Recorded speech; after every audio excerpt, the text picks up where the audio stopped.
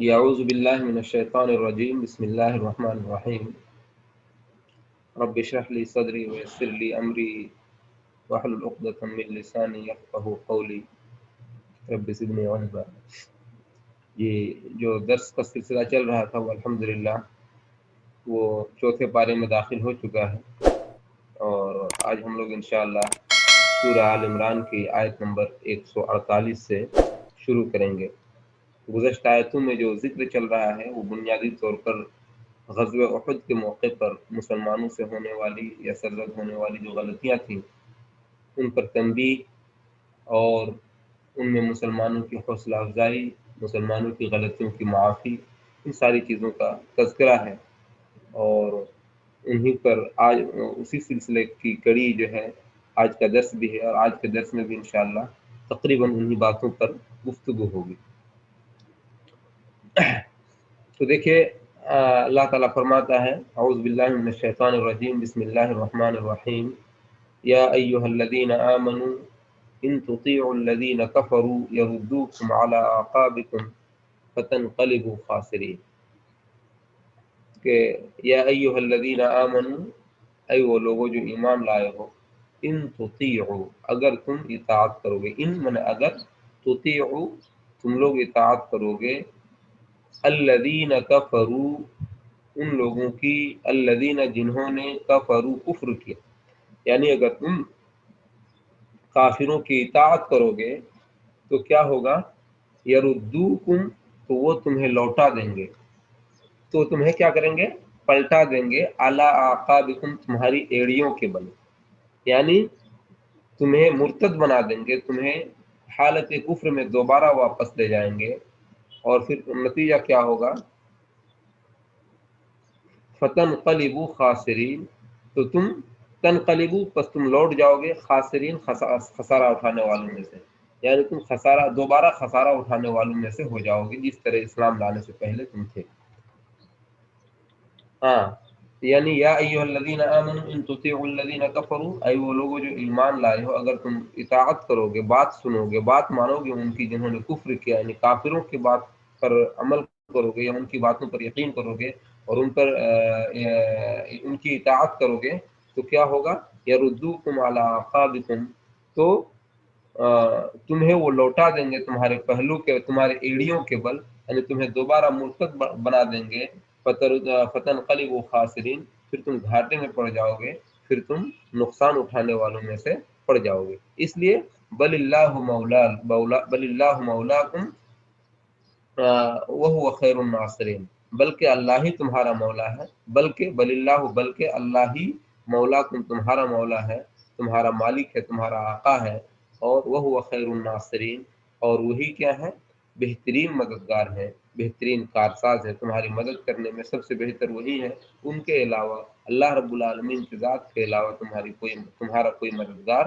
اور ممد و معاون نہیں ہے۔ تو دیکھیے اس میں جو ہے اصل میں اشارہ اس واقعی کی طرف غالباً جو پہلے آپ لوگوں کو بتایا گیا ہوگا پچھلے کسی آیت میں، کہ جب غزوہ احد کے موقع پر شیطان نے کافروں کے دل میں ایک بات ڈالی اور کافروں نے افواہ اڑا دی، خصوصاً حضرت مصعب بن عمیر رضی اللہ تعالیٰ عنہ کے قتل کے بعد، کہ محمد صلی اللہ علیہ وسلم کیا ہوئے، قتل کر دیے گئے۔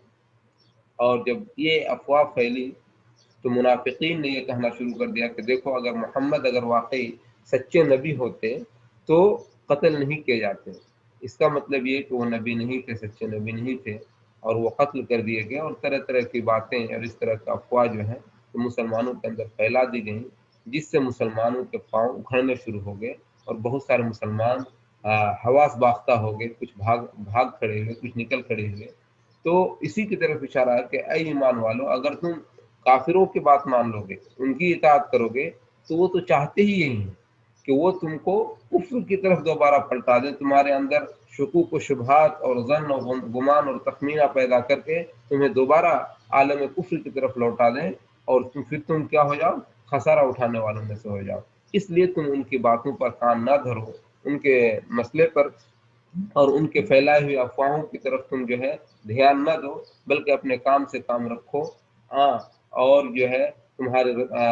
رسول اللہ صلی اللہ علیہ وسلم اور اسی طریقے سے جو دیگر مسلمان تمہیں جو بات کہیں ان کی باتوں پر یقین رکھو، کافروں کی باتوں کو نہ سنو، اسی کی طرف اشارہ ہے۔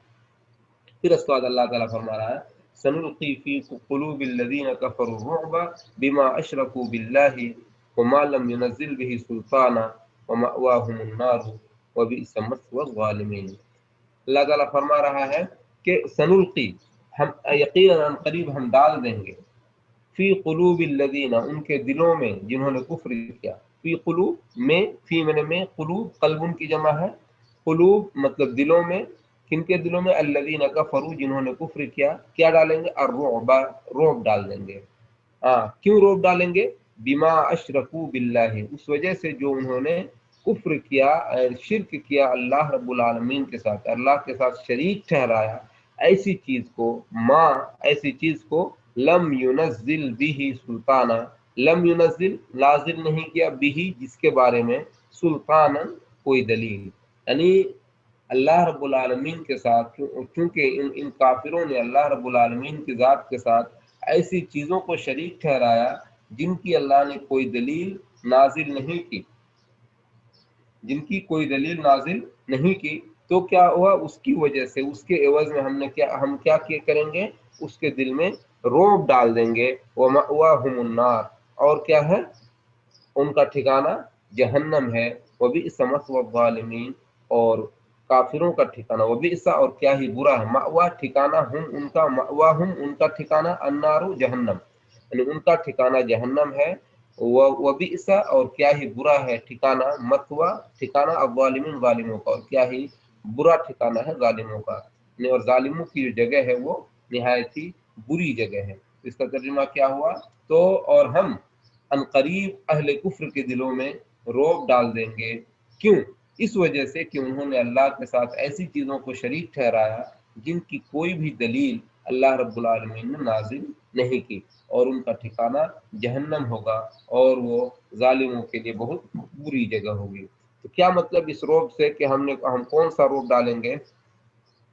تو دیکھیے، رعب سے مراد یہاں پہ کیا ہے؟ وہ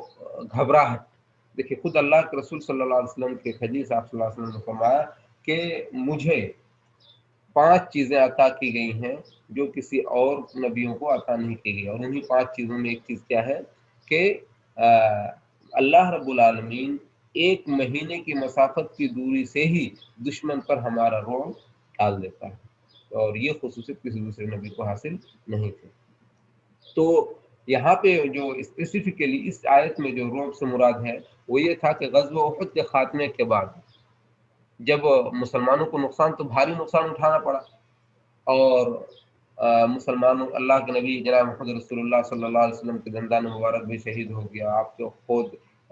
ٹوٹ کر کے آپ کے چہرے مبارک میں لگا، جس کی وجہ سے چہرے سے خون جاری ہو گیا، اور اس طریقے سے مسلمانوں میں 70 مسلمان غالباً جو ہے تو شہید ہوئے، اور جس کا بھاری خمیازہ اور نقصان مسلمانوں کو جو ہے تو اٹھانا پڑا۔ حضرت حمزہ رضی اللہ تعالیٰ عنہ شہید ہوئے، اور دیگر بہت سارے صحابہ کرام شہید ہوئے۔ تو کافروں نے نقصان کیا، لیکن نقصان کرنے کے بعد ان کے اندر ایک عجیب سی بے چینی تھی، اور پھر وہ تیزی سے بھاگنے بھی لگے، مکہ کی طرف جانے لگے۔ تو جاتے ہوئے ان میں سے کچھ لوگوں کے دل میں خیال آیا، ارے ہم نے ان کو نقصان تو پہنچایا،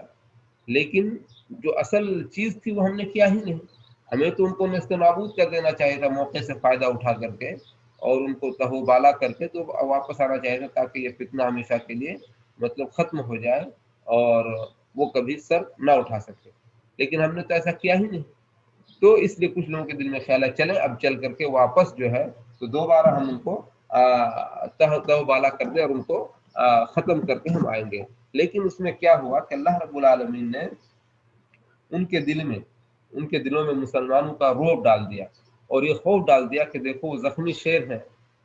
اور خود اللہ کے رسول صلی اللہ علیہ وسلم جب وہ بھاگ رہے تھے تو کچھ دور تک اللہ کے رسول نے ان کے پیچھے زخمی صحابہ کرامی کو لگا کے جاؤ، تاکہ وہ ایسا نہ ہو کہ وہ یہ سمجھے کہ ہم بالکل ہی ختم ہو گئے ہیں۔ تو جب وہ تیزی سے جا رہے تھے تو کچھ مسلمانوں کو پیچھا کرتے ہوئے دیکھ کر کے وہ تیزی سے مکہ کی طرف بھاگنے لگے۔ تو ایک تو یہ تھی، اور دوسری چیز یہ کہ جب انہوں نے پھر بہت دور جانے کے بعد یہ سوچا کہ چلو اب جا کر کے ہم ختم ہی کر کے آ جائیں گے، تب اللہ رب العالمین نے ان کے دل میں روح ڈال دیا کہ دیکھو وہ مسلمان زخمی ہیں اور بکھرے ہوئے ہیں ہم پر، تو کہیں ایسا نہ ہو کہ جب ہم دوبارہ ان کی طرف جائیں گے تو ہمیں ہی تہس نہس نہ کر دے اور ہمیں ہی تہوبالا نہ کر دے۔ تو اللہ رب العالمین ان کے دل میں دو ڈروپ ڈال دی، جس کی وجہ سے وہ دوبارہ پھر آنے کی ان کے اندر ہمت پیدا نہیں ہوئی، اور اللہ رب العالمین نے ان کے مشرکانہ عمل کی وجہ سے ان کے دل میں روب ڈال دیا۔ تو یہ مراد ہے کہ سنلقی فی قلوب الذین کفروا الرعب بما اشرکوا باللہ ما لم ینزل به سلطانا، اور ہم کافروں کو ان کے شرک کی وجہ سے ان کے دلوں میں کیا کر دیں گے؟ روب ڈال دیں گے، اور کیا کریں گے؟ ومأواہم النار، اور ان کا ٹھکانہ جہنم ہوگا، وبئس مثوى الظالمین، اور یہ کیا ہی برا ٹھکانہ ہے۔ اس کے بعد اللہ تعالیٰ فرما رہا ہے وَلَقَدْ صَدَقَكُمُ اللَّهُ وَعْدَهُ إِذْ تَحُسُّونَهُمْ بِإِذْنِهِ، اور وَلَقَدْ، اور تحقیق کے، صدقکم، صدقہ پورا کیا، سچا کر دکھایا، تمہارے لیے، یعنی تم کو سچ کر دکھایا کس نے؟ اللہ، اللہ نے، فائل بعد میں ہے، وَلَقَدْ صَدَقَكُمُ اللَّهُ، اور اللہ تعالیٰ نے تمہارے لیے اپنے وعدے کو سچ کر دکھایا، وعدہ، اپنے وعدے کو، اس کے وعدے کو، یعنی اللہ نے اپنے وعدے کو، کب؟ اذ، جب کہ، تحسونہم، جب تم کیا کر رہے تھے؟ جب تم اس کے حکم، تحسونہم، جب تم ان کو کاٹ رہے تھے، حس یحس مطلب ہوتا ہے کاٹنا، جب تم انہیں کیا کر رہے تھے؟ کاٹ رہے تھے، بِإِذْنِهِ، اس کے حکم سے، یعنی جب اللہ رب العالمین کے حکم سے تم کافروں کو کیا کر رہے تھے؟ کاٹ رہے تھے، اور مطلب ایک پشتے پہ پشتہ لگا رہے تھے، اور کافروں کو بری طریقے سے تم زخمی کر رہے تھے، ان کو مطلب قتل کر رہے تھے، اور وہ بالکل شکست، اور مطلب یہ ہے کہ پستی کے آخری گڑھے، آخری دہلیز پر وہ لوگ پہنچ چکے تھے، اور لوگ قریب تھا کہ وہ شکست کھا کر کے بھاگ کھڑے ہو۔ یعنی غزوہ احد ہی کے واقعے کی طرف اشارہ ہے کہ اللہ تعالیٰ کہہ رہا ہے کہ اللہ تعالیٰ نے تم سے وعدہ کیا تھا، اور اپنا وعدہ کو سچا کر دکھایا، یعنی کہ وعدہ کیا تھا کہ تم کو اللہ رب العالمین کبھی بھی تم کو اکیلا نہیں چھوڑے گا، اور کبھی بھی جو ہے تو تم کو اللہ رب العالمین بے یار مددگار نہیں چھوڑے گا، اور ایسا ہوا ہی۔ اور یہ کہ اللہ رب العالمین اپنے مومن بندوں کی مدد کرتا ہے، اور کافروں پر انہیں غلبہ عطا کرتا ہے، اور ایسا ہوا، چنانچہ اس نے تمہیں، تمہارے دشمنوں پر غلبہ دیا، تمہیں طاقت اور قوت عطا کی، لیکن ہوا یہ کہ تم نے اپنی مطلب ایک ناسمجھی کی وجہ سے اللہ رب العالمین کے حکموں کو، اللہ کے رسول صلی اللہ علیہ وسلم کے حکموں کو تم نے چھوڑ دیا، جس کی وجہ سے تمہیں یہ منہ کی کھانی پڑی۔ حتی اذا فشلتم، تو کیا ہوا؟ وَلَقَدْ صَدَقَكُمُ اللَّهُ وَعْدَهُ، اور تحقیق کہ اللہ رب العالمین نے اپنے وعدے کو سچا کر دکھایا، سچ کر دکھایا، اذ تحسونہم بِإِذْنِهِ، جب تم ان کو کیا کر رہے تھے؟ قتل کر رہے تھے، کاٹ رہے تھے ان کو اپنے اللہ کے حکم سے، یعنی ایک جنگ کے دوران جب تم ان کو کاٹ رہے تھے اللہ رب العالمین کے حکم سے، تو اللہ نے اپنا وعدہ سچ کر دکھایا۔ حتی اذا فشلتم وتنازعتم فی الامر وعصیتم من بعد ما اراکم ما تحبون، حتی، یہاں تک کہ، فشلتم، تم کیا ہو گئے؟ ناکام ہو گئے، یہاں تک کہ جب تم کیا ہو گئے؟ یہاں تک کہ جب تم نے پست ہمتی اختیار کی، فشل، تو فشل افشل و ناکام ہونا، تم نے پست ہمتی والا کام کیا، اور کیا ہوا؟ وَفَشِلْتُمْ وَتَنَازَعْتُمْ فِي الْأَمْرِ، اور اس معاملے میں تم نے، اور کام میں تم لوگ جھگڑنے لگے، ایک دوسرے سے اختلاف کر بیٹھے تم لوگ، اور کیا کی؟ نافرمانی کی، کب؟ من بعد ما اراکم ما تحبون، بعد اس کے کہ تم کو اللہ نے دکھا دیا وہ چیز جسے تم پسند کرتے تھے، من بعد، اس کے بعد کہ، ما اراکم، جو دکھا دیا تم کو اللہ تعالیٰ نے ایسی چیز جسے ما تحبون، جسے تم پسند کرتے تھے، یعنی کہ اللہ رب العالمین نے تمہیں وہ چیز دکھا دی جسے تم پسند کرتے تھے، اور وہ چیز کیا ہے؟ فتح، غلبہ، نصرت، یعنی کہ کافروں کے مقابلے مسلمانوں کو فتح دے دی اللہ رب العالمین نے ابتدائی دور میں، غزوہ احد کے ابتدائی دور میں، اور جس کی وجہ سے مسلمان غالب ہو گئے، اور ان کے لاشوں کے ڈھیر لگانے لگے مسلمان، اور ان کا مال غنیمت لوٹنے لگے، لیکن اس کروشیل پوائنٹ میں، اس کریٹیکل کنڈیشن میں تم لوگوں نے کیا کیا کہ اختلاف تم لوگ کر بیٹھے، اور تم لوگوں نے پست ہمتی اختیار کی۔ وہ واقعہ آپ لوگ سنے ہوں گے، جانتے ہوں گے کہ کیا پست ہمتی اختیار کی، کہ اللہ کے رسول صلی اللہ علیہ وسلم نے غزوہ احد کے موقع پر جو جبل الرماة تھا، آپ لوگوں میں سے جن کو اللہ نے توفیق دی ہو گئے ہوں گے تو دیکھا ہوگا کہ جبل الرماة اور جبل الرومات صرف اتنا ہی نہیں تھا، ابھی تو صرف نشانی کے طور پر تھوڑی سی باقی بچی ہوئی ہے، ورنہ وہ جبل الرومات پورے جبل احد تک سٹی ہوئی تھی، اور وہ ایک مسلمانوں نے اس کو اپنا یہ محفوظ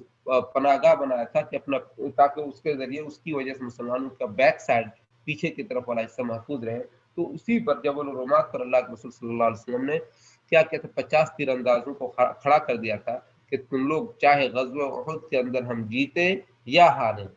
یا دشمن اگر ہماری بوٹی بھی نوچ لے، تب بھی تم لوگ اس جگہ سے مت ہٹنا، یہ ہمارا حکم ہے۔ تو بات وہی ہوئی اور جنگ شروع ہوئی اور اللہ کے رسول صلی اللہ علیہ وسلم اور صحابہ کرام نے کافروں کے ساتھ جو جنگ شروع ہوئی تو بہت بری طریقے سے کافروں کو مطلب یہ کہ شکست ہوئی، اور مسلمانوں نے ان کے لاشوں کے ڈھیر لگا دیے، اور ان پر ان کے مال غنیمت ٹوٹنے لگے، اور کافر پسپا ہونے لگے۔ لیکن کیا ہوا کہ انہی کافروں کی جماعت نے مشرکین مکہ کے ساتھ خالد بن ولید رضی اللہ عنہ بھی تھے، جو اس وقت مسلمان نہیں ہوئے تھے، تو وہ جنگی چال میں نہایت ہی مہارت رکھتے تھے۔ تو وہ انہوں نے کوشش کی تھی پہلے بھی کہ پیچھے سے، یعنی غزوہ احد جو آپ کا جبل الرومات ہے، اور جبل الرومات کے جسٹ نیچے ایک وادی بہتی ہے، ابھی بھی وہ وادی ہے، اس وادی سے ہوتے ہوئے پیچھے ادھر سے آئے، کہ انہوں نے سوچا کہ کہیں ایسے تاکہ ہم پیچھے سے اچانک حملہ کر دیں، ان کی پلاننگ تھی۔ لیکن جیسے وہ پہنچے تو انہوں نے دیکھا کہ یہاں تو 50 تیر انداز کھڑے ہیں، تو اس لیے وہ واپس چلے گئے، یہ دیکھ کر کے کہ وہ اشش کرنے لگے کہ واقعی محمد صلی اللہ علیہ وسلم نے جو جنگی تدبیر اختیار کی ہے، واقعی اپنے آپ میں نہایت کامیاب تدبیر ہے، کہ جنگی طور پر کس قدر محفوظ کر دیا ہے کہ وہاں جانے سے پہلے، جنگ کرنے سے پہلے، یہ کہیں دشمن پیچھے سے حملہ نہ آور نہ ہو جائے، وہاں انہوں نے تیر اندازوں کو کھڑا کر دیا، تو واپس چلے گئے۔ پھر دوبارہ آئے، تب تک پھر کیا ہوا کہ جب مسلمان جنگ جیتنے لگے اور کافروں کو مطلب ہے کہ کافروں کی لاشوں کے مطلب ہے کہ لاشوں کا ڈھیر لگا دیا، اور مطلب یہ ہے کہ ان کا مال غنیمت لوٹنے لگے، تو پہاڑ پر جبل الرومات پر جو صحابہ کرام تھے، 50 صحابہ کرام، اور ان کے جو مطلب قائد تھے غالباً عبداللہ بن جبیر رضی اللہ عنہ تھے، تو جبیر، تو ان لوگوں نے کیا کیا، کہا کہ اللہ کے رسول صلی اللہ علیہ وسلم چونکہ جنگ جیت چکے ہیں، تو اب ہمیں بھی جا کر کے مطلب جنگ میں شریک ہو جانا چاہیے، اور مال غنیمت لوٹنے میں ہمیں بھی شرکت کرنی چاہیے، اور جا کر کے ہمیں بھی کافروں کو قتل کرنی چاہیے، اور ان کا مال غنیمت لوٹنا چاہیے۔ تو ان کے قائد نے کہا نہیں، ہرگز نہیں، اللہ کے رسول نے چونکہ ہمیں منع کیا تھا کہ ہم کسی بھی صورت میں، چاہے جنگ جیتے یا ہارے یا کچھ بھی ہو، ہمیں اس جگہ کو نہیں چھوڑنا ہے۔ تو انہوں نے کہا کہ اس کا یہ مطلب، انہوں نے اجتہاد کیا، جو وہاں پہ موجود صحابہ کرام تھے، انہوں نے اجتہاد کیا کہ اللہ کے رسول کا یہ مطلب تھوڑی تھا کہ اگر ہم جنگ جیت جائیں تب بھی مطلب یہ ہے کہ تم نہ آنا، وہ تو جنگ ہارنے کی صورت میں تھی کہ کہیں اور حالت خراب نہ ہو جائے، لیکن اب چونکہ جنگ جیت چکے اللہ کے رسول، اس لیے اب ہمارے خیال سے جنگ میں شریک ہونے میں کوئی مذائقہ اور کوئی حرج نہیں ہے۔ یعنی انہوں نے اللہ کے رسول صلی اللہ علیہ وسلم کے اس قول کی تعویل کی اور نافرمانی کی، حکم کی، اور حکم پر قائم نہیں رہے۔ لیکن حضرت عبداللہ بن جبیر جو ان کے قائد تھے، انہوں نے انکار کیا کہ نہیں، ہم کسی بھی صورت میں نہیں جا سکتے۔ لیکن باقی لوگوں نے تقریباً 50 لوگوں میں سے 40 لوگوں نے مطلب ایک ان کی بات نہیں مانی، اور سب کے ساتھ چلے گئے، اور وہ صرف 10 صحابہ کرام کے ساتھ وہاں پہ رہ گئے تھے۔ تو اتنے میں خالد بن ولید پھر دوبارہ آئے وہاں سے گھومتے ہی، اب دیکھا کہ میدان خالی ہو چکا ہے، جو 50 لوگ تھے اب وہاں پہ ہٹ کر کے صرف 10 لوگ رہ گئے ہیں، تو 10 لوگوں کے ساتھ مقابلہ، چونکہ وہ 500 کی تعداد لے کر کے آئے تھے، تو 10 لوگوں کے مقابلے میں 500 بڑی تعداد تھی، اور انہوں نے ان کا کام تمام کر دیا، صحابہ کرام کو، سبھی صحابہ کرام کو تقریباً شہید کر دیا، اور انہوں نے جام شہادت نوش کر لی، اور پھر یہ لوگ چڑھ گئے پہاڑی پر، اور چونکہ یہ پہاڑی بہت اونچی نہیں تھی، چھوٹی سی پہاڑی تھی، اس کے اوپر چڑھ کر کے پیچھے سے جا کر کے اچانک حملہ کر دیا مسلمانوں کے اوپر۔ اب ایک طرف جو مسلمان اپنے بیک سائڈ کو، پیچھے کی طرف بالکل محفوظ طرح سمجھ رہے تھے، اور اس کی طرف سے بے فکر تھے کہ ہمیں پیچھے سے کچھ ہو ہی نہیں سکتا ہے، اور اس وجہ سے وہ آگے کی طرف بڑھے جا رہے تھے، جو مغرب کی جانب کا جو علاقہ تھا ادھر بڑھے جا رہے تھے، اور ان کے مطلب ایک مال غنیمت کو لوٹے جا رہے تھے۔ اچانک اسی دوران 500 کے دستہ نے حملہ جو کر دیا، جس کی وجہ سے مسلمانوں کے ہوش اڑ گئے، مسلمان حواس باختہ ہو گئے کہ اچانک پیچھے سے یہ کیا ہو گیا، اور یہ ان لوگوں کی نادانی کی وجہ سے ہوا، جن لوگوں نے مطلب صلی اللہ کے رسول صلی اللہ علیہ وسلم کے حکم کو سمجھنے میں थोड़ी सी मतलब ये है कि जल्दबाजी की और अल्लाह के रसूल के हुक्म को नहीं समझा। तो जिसकी वजह से हुआ ये कि पीछे से फिर वो उन्होंने जो हमला किया, तो जिसकी वजह से मुसलमानों को भारी नुकसान उठाना पड़ा। और एक बैग जो है तो मुसलमानों के मतलब एक मुसलमानों का कत्ल आम, यानी मुसलमानों की शहादत शुरू हो गई, और एक के बाद एक के बाद एक कई लोगों को उन्होंने शहीद कर दिया। और ये यहाँ तक हालत पहुंच गई कि सहाबा कराम उठ भाग खड़े हुए, और वो आगे की तरफ पहाड़ों की तरफ, कुछ मदीना की तरफ भागे जा रहे थे, और अल्लाह के रसूल सल्लल्लाहु अलैहि वसल्लम आवाज दे रहे थे, लेकिन वो मतलब इस कदर हवास बाख्ता थे कि अल्लाह के रसूल के पास नहीं आने के बजाय वो भागे जा रहे थे और अपनी जान बचाने के फिक्र में थे। और बाज़ रिवायतों में आता है कि अल्लाह के रसूल सल्लल्लाहु अलैहि वसल्लम के पास महज 12 से 14 लोग रह गए थे। और इसी दौरान हुआ ये कि हज़रत मुसअब बिन उमैर रज़ियल्लाहु ताला अन्हु, जो कि अल्लाह के रसूल सल्लल्लाहु अलैहि वसल्लम के हमशक्ल थे तकरीबन, उनकी वफ़ात, उन्हें कत्ल कर दिया गया। तो काफ़िरों ने और शैतान ने मौका उठा करके, ये मौका से फ़ायदा उठा करके ये ऐलान कर दिया कि अब देखो मोहम्मद कत्ल कर दिए गए हैं, जिसकी वजह से मतलब ये है कि मुसलमानों के अंदर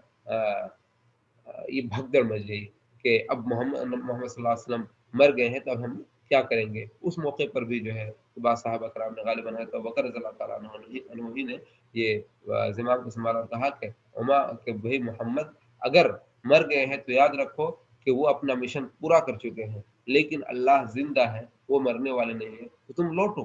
अगर वो अब ये जिम्मेदारी तुम्हारे ऊपर है। तो कुछ सहाबा कराम लौटे और कुछ हवास बाख्ता होकर के भागने लगे। उसी मौके पर मतलब अल्लाह के रसूल सल्लल्लाहु अलैहि वसल्लम के ऊपर भी कुछ तीरें लगी, और कुछ सहाबा कराम, कुछ जानेसार सहाबा कराम ने अल्लाह के रसूल सल्लल्लाहु अलैहि वसल्लम को घेर लिया, यानी चारों तरफ से वो खड़े हो गए, ताकि बीच में अल्लाह के रसूल सल्लल्लाहु अलैहि वसल्लम को कर लिया, ताकि कोई तीर वगैरह आप सल्लल्लाहु अलैहि वसल्लम पर न लगे। वही में हज़रत तलहा रज़ियल्लाहु अन्हु थे, एक सहाबी, अंसारी सहाबी। तो उन्होंने क्या किया, कहा जाता है कि उनकी पीठ में 70 जख्म लगे, 70 तीर लगी। और वो किस तरह से खड़े थे कि जैसे ऐसे नहीं खड़े थे घेरा बना करके, बल्कि वो उन्होंने पीठ को बाहर कर लिया और अपने चेहरे को अल्लाह के रसूल की तरफ कर लिया, इस डर के साथ कि अगर हम चेहरा को बाहर की तरफ रखेंगे, कोई तीर आएगी, तो कहीं ऐसा ना हो कि इंसान है और इंसानी कमजोरी की वजह से तीर जैसे हम अपने सामने आते हुए देखेंगे, तो बचाव करने के लिए कहीं ऐसा ना हो कि हम अपने आप को वहां से हटा दें और वो तीर कहीं अल्लाह के रसूल सल्लल्लाहु अलैहि वसल्लम के जिस्म मुबारक पर ना लग जाए। इसलिए उन्होंने क्या किया, वो अपनी पीठ को पीछे की तरफ कर दिया, ताकि कोई तीर आए तो हम देख ही ना सके और हमारे पीठ में लग जाए और अल्लाह के रसूल सल्लल्लाहु अलैहि वसल्लम बच जाए। और अल्लाह उसी मौके पर अल्लाह के रसूल सल्लल्लाहु अलैहि वसल्लम ने साहब कहा था कि तुम पर तलहा, तुम पर मेरे माँ बाप कुर्बान हो, तुम तीर चलाओ। तो ये बहुत बड़ी मतलब ये है कि अल्लाह के रसूल सल्लल्लाहु अलैहि वसल्लम की तरफ से एजाज़ था, और उन सहाबा कराम ने बहुत सारी कुर्बानियाँ झेली और अपने आप अपने ऊपर ज़ख्म सह करके अल्लाह के रसूल सल्लल्लाहु अलैहि वसल्लम को बचाया। फिर जब किसी तरीके से जंग का माहौल कुछ ठंडा हुआ और दिफाई पोज़ीशन मुसलमानों ने अपने आप को सँभाला, और सँभाल करके उसी हालत में, ज़ख्मी हालत ही में मतलब एक हुजूमी कार्रवाई शुरू की, और कुफ़ार कुछ पसपा हुए, तो उन लोगों ने अल्लाह के रसूल सल्लल्लाहु अलैहि वसल्लम को लेकर उठा कर के फ़ौरन जबल उहद की तरफ ले गए, जहाँ पे एक ऊँची खाई थी, जहाँ से कोई देख नहीं सकते थे, और वहाँ जा करके चटाई वगैरह जला करके अल्लाह के रसूल सल्लल्लाहु अलैहि वसल्लम के ज़ख्म पर लगाया गया, और आपके ज़ख्म को धुल करके वहाँ पे उस मरहम पट्टी वगैरह की गई, और कुछ हालात में मतलब एक सुधार आया। और काफ़िरों ने इसी ज़ाम में कि हमने मुसलमानों को तबाह व बर्बाद कर दिया, वो वहाँ से फिर वो उठ खड़े हुए, कुछ ऐलान हुआ जिसमें आकर के उन्होंने कहा था उअलु हुबुल उअलु हुबुल। तो हज़रत उमर रज़ियल्लाहु ताला अन्हु भी थे, तो वो चूँकि जोशीले सहाबी थे, तो उन्होंने कहा कि हम ऐसे चुप नहीं रह सकते। तो अल्लाह के रसूल ने कहा तुम उनको जवाब दो। कहा कि अल्लाहु अकबर। तो उन्होंने कहा कि लनल उज़्ज़ा वला उज़्ज़ा लकुम, हमारे लिए उज़्ज़ा है, तुम्हारा कोई उज़्ज़ा नहीं है। तो अल्लाह के रसूल ने कहा तुम कहो कि अल्लाहु मौलाना वला मौला लकुम, तुम उज़्ज़ा की बात करते हो, हमारे पास मतलब एक अल्लाह हमारा मौला है, अल्लाह हमारा आका है, और तुम्हारा कोई आका नहीं है। और इस तरह के फिर उन्होंने कहा कि आइंदा साल फिर हमारा मुकाबला कहाँ होगा, मतलब बद्र के मैदान में। तो इस वजह से उन्होंने, तो मुसलमानों ने उनके चैलेंज को कबूल कर लिया और कहा कि ठीक है, हम तुम्हारे चैलेंज को कबूल करने के लिए तैयार हैं। और इस तरीके से उन्होंने क्या किया कि चलो ठीक है, हम आइंदा साल भी तुम्हारे साथ बद्र में मुकाबला करेंगे, और उनके चैलेंज को कबूल करते हुए मुसलमानों ने हाँ में जवाब दिया, और उसके बाद फिर वो चले गए वहाँ से। और जब भाग जाने लगे मक्का मैदान जंग छोड़ करके, तो अल्लाह के रसूल सल्लल्लाहु अलैहि वसल्लम ने उनके पीछे कुछ सहाबा कराम को लगा दिया, تاکہ وہ مطلب ان کے اوپر ایک روب طاری ہو اور اس طریقے سے وہ بھاگنے لگے اور چلے گئے. اور پھر اس کے بعد جا کر ان کے دل میں خیال آیا کہ ہم جا کر کے دوبارہ تباہ برباد کر دیں. تو پھر جس کا ذکر ابھی گزشتہ آیت میں گزرا کہ اللہ رب العالمین نے ان کے دل میں خوف ڈال دیا تھا. یہ تفصیل تھی غالباً اس سے پہلے بھی آپ کے ہمارے استاد نے بتائے ہوں گے آپ کو. تو وہی بات تھی کہ اللہ رب العالمین نے کیا کیا، تمہیں اپنا وعدہ سچ کر دکھایا تھا غزوہ احد کے موقع پر، اور اس وعدے کے تحت اللہ رب العالمین نے تمہیں طاقت و قوت عطا کی تھی اور تم ان کو بہت بری طریقے سے کاٹ رہے تھے، ان کو شکست مطلب میدان جنگ میں بری طرح سے شکست دے رہے تھے. لیکن اس کے باوجود پھر یہاں تک کہ کیا ہوا کہ تم لوگوں نے کم ہمتیں دکھلائی اور مال غنیمت کے چکر میں یا کسی اور چکر میں کیا کیا، تم نے نافرمانی کی. حالانکہ اللہ رب العالمین تم کو کیا چیز دکھا چکا تھا، تم کو وہ چیز دکھا چکا تھا جسے جو تمہیں پسند تھا، یعنی یعنی تمہیں فتح و نصرت سے قریب کر دیا تھا. لیکن ہوا یہ کہ تم نے پست ہمتی کی اور تم نے روح گردانی کرتے ہوئے اپنے مرکز کو چھوڑ دیا. جس جگہ پر اللہ کے رسول صلی اللہ علیہ وسلم نے قائم رکھنے کا حکم دیا تھا وہاں پہ تم اختلاف کرتے ہوئے جگہ کو چھوڑتے ہوئے چلے گئے. تو کیا ہوا، بطور عقاب سزا کے اللہ رب العالمین نے کی نصرت تم سے چھن گئی. اللہ رب العالمین نے جو تم سے نصرت کا وعدہ کیا تھا اور جو نصرت عطا کیا تھا وہ چھین لیا گیا، ہے نا. تو یہ ہے یہاں پہ اس کا مطلب. پھر اس کے بعد فرمایا منکم من یرید الدنیا ومنکم من یرید الآخرہ. تم میں سے کچھ لوگ ایسے تھے جو منکم تم میں سے تھے کچھ لوگ من جو یرید الدنیا جو کیا کر رہے تھے، جو دنیا چاہ رہے تھے، یہ کیا چاہ رہے تھے، دنیا چاہ رہے تھے. ومنکم اور تم میں سے کچھ لوگ تھے من یرید الآخرہ جو چاہ رہے تھے آخرت کو. یعنی کچھ لوگوں کا ٹارگٹ آخرت تھا اور کچھ لوگوں کا ٹارگٹ کیا تھا، دنیا تھا. تو دنیا سے مراد کیا، تم میں سے کچھ لوگ دنیا چاہ رہا تھا یعنی مال غنیمت حاصل کرنے کے لیے، ہے نا. یعنی کہ تم میں سے بتایا نا کہ وہاں پہ لوگوں نے اختلاف کیا اور سوچا کہ چلو اب ہم کیوں رک رہے ہیں، اگر ہم یہی رہیں گے تو شاید مال غنیمت میں ہم نہ لوٹ سکے، ہم بھی جا کر کچھ مال غنیمت لوٹ لیں، ہاں، اور کافروں سے ہم کچھ چھین لیں. تو اس لیے جو ہے تو انہوں نے مال غنیمت حاصل کرنے کے لیے نبی صلی اللہ علیہ وسلم کو متعین کیے مرکز کو چھوڑ دیا.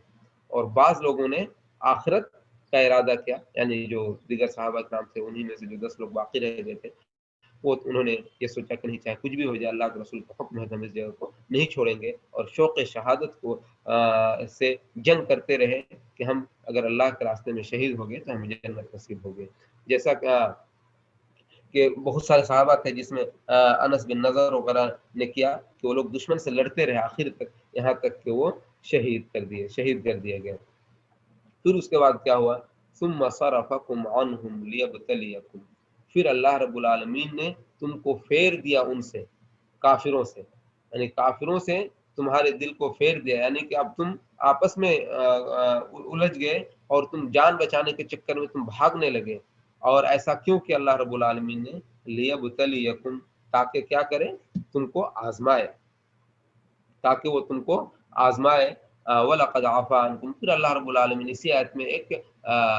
کلوز بھی لگا دیا کہ کوئی بات نہیں، تم سے غلطی ہوئی تھی لیکن چونکہ تم مسلمان ہو، میرے محبوب بندے ہو، اور اوورال تم اللہ کے رسول کے مطیع و فرما بردار ہو، تمہارے اندر نفاق نہیں ہے، کفر نہیں ہے، اس وجہ سے تمہاری اس وقتی غلطی کو ہم نے کیا کر دیا، عفا عنکم، اللہ نے معاف کر دیا. یہ بہت بڑی بشارت اور خوشخبری تھی. کیا مطلب کہ صرفکم عنہم لیبتلیکم، یعنی کہ ہوا یہ کہ پھر اللہ نے مسلمانوں کو کافروں کا پیچھا کرنے سے روک دیا تاکہ اس واقعے کو مسلمانوں کے لیے امتحان اور آزمائش کا سبب بنا دیں. یعنی کہ جب مسلمان کافروں کو مار رہے تھے، قتل کر رہے تھے، اور اس طرح کی جب حالت ہوئی تو مسلمان بجائے اس کے کہ وہ کہ دوسروں پر حملہ کریں، وہ اپنی جان کو لے کر کے اپنی جان بچانے کے فکر میں پڑ گئے. اور یہ گویا کہ ایک طرح سے اللہ رب العالمین کی طرف سے کیا تھا، آزمائش تھا. اور ایسا کیوں ہوا، تاکہ وہ اللہ کی طرف رجوع کریں اور اپنی گناہوں سے معافی مانگے، اور یہ مطلب ان کے دل میں احساس پیدا ہو کہ واقعی ہم نے ایک غلط کام کیا. اس کے بعد اللہ رب العالمین نے خبر دی کہ اللہ نے اس نے مسلمانوں کی لغزشوں کو اور خطاؤں کو کیا کر دیا، معاف کر دیا. وَلَقَدْ عَفَا عَنْكُمْ، یہ معافی کا پروانہ بھی اللہ رب العالمین نے جاری کر دیا. وَاللَّهُ ذُو فَضْلٍ عَظِيمٍ، اور عَلَى الْمُؤْمِنِينَ، اور اللہ رب العالمین کیا ہے، مومنوں پر بڑا فضل و کرم تھا، اور اللہ تعالیٰ کا مومنوں پر بڑا فضل و کرم تھا، اور اللہ تعالیٰ بڑا فضل والا ہے مومنوں پر، یعنی مومنوں پر بڑا فضل و کرم کا معاملہ اللہ تعالیٰ کرتا ہے۔ تو اس کا ایک بار پھر ترجمہ دیکھ لیجئے، وَلَقَدْ صَدَقَكُمُ اللَّهُ وَعْدَهُ إِذْ تَحُسُّونَهُم بِإِذْنِهِ، اور تحقیق کہ اللہ تعالیٰ نے اپنے وعدے کو سچ کر دکھایا تمہارے لیے، یعنی تم کو اپنا وعدہ سچ کر دکھایا، جب کہ کب سچ کر دکھایا کہ جب کہ تم اس کو گاجر مولی کی طرح سے کاٹے جا رہے تھے، اور ان کے لشکر مطلب ہے ان کے لاشوں کے ڈھیر لگائے جا رہے تھے، لیکن حتی اذا فشلتم، یہاں تک کہ تم نے تم ناکام ہو گئے، یعنی پست ہمتی دکھائی، کم ہمتی والا کام دکھایا، وتنازعتم فی الامر، اور کام میں تم لوگوں نے اختلاف کیا، جو ڈیوٹی تمہیں انجام دی گئی تھی اس ڈیوٹی کے اندر تم نے اختلاف کرنا شروع کر دیا، وعصیتم من بعد ما اراکم ما تحبون، اور تم نے نافرمانی کی، یعنی اللہ کے رسول صلی اللہ علیہ وسلم نے جو ایک حکم تم کو دے دیا گیا تھا، اس حکم کے اندر تم نے حکم عدولی کی، من بعد ما اراکم ما تحبون، بعد اس کے کہ اللہ رب العالمین نے تمہیں وہ چیز دکھائی جسے تم پسند کرتے تھے یعنی تمہاری پسندیدہ چیز، یعنی تم کو فتح و نصرت سے تم کو ہمکنار کرنے کے بعد بھی تم نے اختلاف کیا، منکم من یرید الدنیا ومنکم من یرید الاخرہ، تم میں سے کچھ لوگ ایسے تھے جو کیا کر رہے تھے، جو دنیا طلبی کے پیچھے تھے، یعنی جو دنیا چاہ رہے تھے، ومنکم من یرید الاخرہ، اور تم میں سے کچھ لوگ ایسے تھے جو آخرت چاہ رہے تھے، یعنی آخرت کی وجہ سے شوق شہادت میں وہ لڑے جا رہے تھے، ثم صرفکم عنہم لیبتلیکم، پھر اللہ رب العالمین نے تمہیں ان سے پھیر دیا، یعنی ان کے بجائے تمہیں اپنے آپ میں مشغول کر دیا، تم سے پھیر دیا کافروں کا پیچھا کرنے سے، لیبتلیکم، تاکہ وہ تمہیں آزمائے، تمہیں آزمائش میں ڈالے، وَلَقَدْ عَفَا عَنْكُمْ، پھر ایک پروانہ دیتے ہوئے، اور تحقیق کہ اللہ تعالیٰ نے تم کو معاف کر دیا، وَاللَّهُ ذُو فَضْلٍ عَلَى الْمُؤْمِنِينَ، اور اللہ تعالیٰ جو ہے مومنوں پر بڑا فضل والا ہے۔ تو اللہ تعالیٰ فرماتے اذ تسعدون ولا تلؤون على احد والرسول يدعوكم في اخراكم فاثابكم غما بغم لكي لا تحزنوا على ما فاتكم ولا ما اصابكم والله خبير بما تعملون، جب تم لوگ کیا کر رہے تھے، تسعدون، جب تم لوگ چڑھے جا رہے تھے، یعنی آگے کی طرف بھاگے جا رہے تھے، ولا تلؤون على احد، اور کسی کی آواز پر تم کان نہیں دھر رہے تھے، اذ تسعدون، اور جب تم بھاگے چلے جا رہے تھے، ولا تلؤون على احد، اور کسی کو مڑ کر کے بھی نہیں دیکھ رہے تھے، یعنی کہ پیچھے مڑ کر کے دیکھ لو کہ کون ہے، نہیں ہے، کچھ نہیں، ولا تلؤون، اور تم نہیں مڑ رہے تھے، علی احد، کسی پر بھی، رسول یدعوکم فی اخراکم، اور کیا کر رہے تھے، اور رسول تمہیں تمہارے پیچھے سے بلا رہے تھے، تو یعنی کہ جب اللہ کے رسول تم کو بلا رہے تھے تب بھی تم ان کی طرف نہیں کان نہیں دھر رہے تھے، تو ایسی صورت میں کیا کہ اللہ تعالیٰ نے فَأَثَابَكُمْ غَمًّا بِغَمٍّ لِكَيْ لَا تَحْزَنُوا عَلَى مَا فَاتَكُمْ، تاکہ تو اللہ تعالیٰ نے کیا کیا تم پر لِكَيْ لَا تَحْزَنُوا عَلَى مَا فَاتَكُمْ، تاکہ تم غم نہ کرو اس چیز پر جو تم سے چھوٹ گیا، جو تم سے کھو گیا، وَلَا مَا أَصَابَكُمْ، اور نہ ہی اس چیز پر جو تمہیں مصیبت لاحق ہوئی، ان ساری چیزوں پر تم غم نہ کرو، اور اللہ تمہارے اعمال کو سے بخوبی واقف ہے، یعنی کہ کیا مطلب کہ جب تم چلے جا رہے تھے، بھاگے چلے جا رہے تھے، اس تسعدون، جب تم کیا کر رہے تھے، چڑھے چلے جا رہے تھے، اور کسی کی طرف توجہ تک نہیں دے رہے تھے، توجہ تک نہیں کرتے تھے، اور اللہ کے رسول تمہارے پیچھے سے تمہیں آوازیں دے رہے تھے تب بھی تم نہیں، تو اس کا کیا مطلب ہے، کہنے کا مطلب یہ ہے کہ اس میں اللہ کے رسول صلی اللہ علیہ وسلم اصل میں وہی جب مسلمانوں نے ہوا یہ کہ جب خالد بن ولید رضی اللہ تعالیٰ نے دستہ کے باقی ماندہ تیر اندازوں کو قتل کر کے پہاڑی کی طرف سے حملہ کر دے پیچھے سے، تو مسلمانوں میں بھگدڑ مچ گئی، اور رعب و دہشت کی وجہ سے مسلمان ایسا سرپٹ بھاگے کہ کسی کی طرف مڑ کر کے دیکھ بھی نہیں رہے تھے، بعض مدینہ کی طرف بھاگے اور بعض پہاڑوں کی طرف چڑھنے لگے، اور رسول اللہ صلی اللہ علیہ وسلم مسلمانوں کو پکارتے رہتے تھے، الیہ عباد اللہ، الیہ عباد اللہ، اللہ کے بندوں میری طرف لوٹ کر آؤ، اللہ کی طرف آؤ، لیکن ایسی سراسیمگی کا عالم تھا کہ کوئی کسی کے پکار سننے کے لیے تیار ہی نہیں تھا، تو ایسی حالت میں کیا ہوا، اللہ تعالیٰ نے تمہیں اس حالت میں، اس نتیجے میں، چونکہ اللہ کے رسول کی بات نہیں سن رہے تھے، اس لیے جو ہے اس نتیجے میں اللہ رب العالمین نے تمہارے اوپر کیا کر دیا، غم کے بادل کا مطلب ہے کہ غم کے بادل تم پر نازل کر دیے، یعنی ایک کے بعد ایک غم، ایک تو مطلب ایک ہار کا غم، قتل کا غم، اس کے بعد جو ہے اللہ کے رسول صلی اللہ علیہ وسلم کی وفات کی خبر کے افواہ کا غم، اور اس کے علاوہ اور بھی کئی غم تھے جو تم پر مطلب یہ ہے کہ بیک وقت جو ہے تو اللہ رب العالمین نے تمہارے اوپر نازل کر دیا۔ یہ فرمایا کہ کہ فَأَصَابَكُمْ غَمًّا بِغَمٍّ لِكَيْ لَا تَحْزَنُوا، اور تم پر، اور ہاں اللہ کے رسول جو مسلمان بھاگے جا رہے تھے تو اللہ کے رسول صلی اللہ علیہ وسلم کے ساتھ صرف بعض صرف 12 آدمی رہ گئے تھے، اور مسلم کی ایک روایت کے حساب سے اللہ کے رسول صلی اللہ علیہ وسلم کے ساتھ صرف 9 آدمی رہ گئے تھے۔ تو اللہ رب العالمین نے تم کو ایسی حالت میں کیا کیا، غم پر غم نازل کیا۔ جیسے سب سے پہلے تو تم جیت رہے تھے، مال غنیمت حاصل کر رہے تھے، تو مال غنیمت کو فوت ہو جانے کا غم، پھر شکست کا غم، اور بہت سارے لوگوں کے زخمی ہونے کا غم، بہت سارے لوگوں کے قتل ہونے کا غم، اور پھر وہ کہ اللہ کے رسول صلی اللہ علیہ وسلم کے قتل کے افواہ کا غم، کہ جس کی وجہ سے مسلمانوں کے اوپر ایک ساتھ کئی ایک مصیبت نازل ہو پڑی۔ اور دیکھیے اس کی بھی حکمت اللہ رب العالمین نے بیان کی کہ ایک غم کے بعد دوسرا، دوسرا غم کے بعد تیسرا، تیسرے کے بعد چوتھا، یہ سارے غم ایک ساتھ تمہارے اوپر نازل ہونے لگی۔ ہاں کیوں؟ لِكَيْ لَا تَحْزَنُوا، ایک حکمت بیان کیا جا رہا ہے کہ غم پر غم کا کیا مطلب ہے کہ فلسفہ تھا، تاکہ تم غم نہ کرو اس چیز پر جو فوت ہو گیا، اور نہ ہی تمہیں جو مصیبت لاحق ہوئی ان چیزوں پر تم غم نہ کرو۔ یعنی کہ اگر جب انسان کے اوپر پے در پہ مصیبت پر مصیبت لاحق ہوتی ہے تو گزشتہ مصیبتوں کے مطلب یہ ہے کہ تکلیف آسان ہو جاتی ہے۔ جیسا کسی شاعر نے کہا کہ مشکلیں اتنی پڑی کہ آسان ہو گئیں، کہ مشکل پڑھتے پڑھتے اس قدر ہم مشکلوں کا عادی ہو گئے کہ اب ہم یہ ان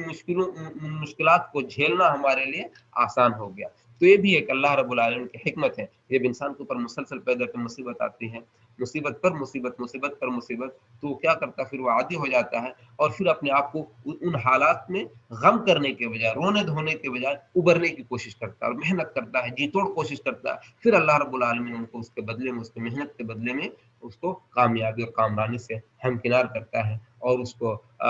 شکست خوردگی کے احساس سے اس کو باہر نکال لیتا ہے۔ تو یہ قوموں کی تاریخ رہی ہے۔ آپ دیکھیں گے کسی بھی قوم کے، جب بھی کوئی قومیں شکست اور پسماندگی اور مطلب یہ ہے کہ